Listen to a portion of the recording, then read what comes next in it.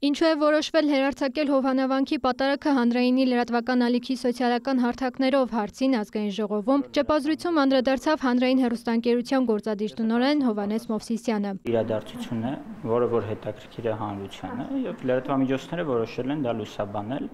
այդ թվում նաեւ ուղիղ եթերում եւ հանրայինն էլ լուսաբանել։ Ես զարմանում եմ ընդհանրապես ինչ կա այդտեղ զարմանալու։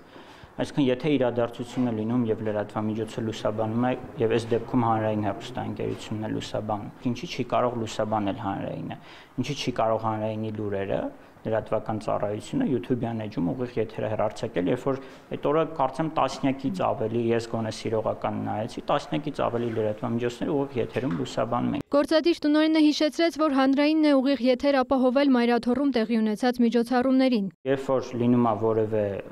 իրադարձություն Մայրաթոռում, հանրային հեռուստաընկերությունն է ուղիղ եթերը ապահովում։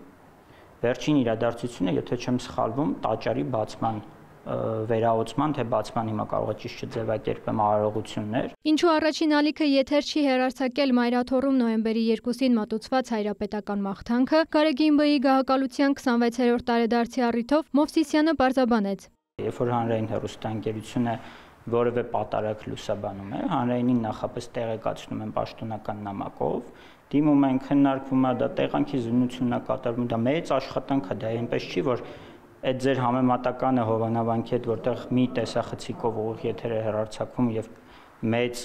իրադարձություն լուսաբանելը, դրանք տարբեր բաներ են։ Դիմում են եւ դա ըստ այդմ նաեւ դիտարկվում, այս դեպքում ոչ մի դիմում չի եղել։ Հանրայինը խտրականություն չի դնում, ընդգծեց Մովսիսյանը, հակադարձեց պնդմանը, թե ընդդիմությանը հանրայինը հավասար չի լուսաբանում։ Տարիներ շարունակ բողոքում են հանրայինից, բայց խուսափում են հրավիրել, խուսափում են գալ հանրայինի եթեր, հարցերին պատասխանել։ Ես էլ իրենց կոչ եմ անում, եկեք եթեր,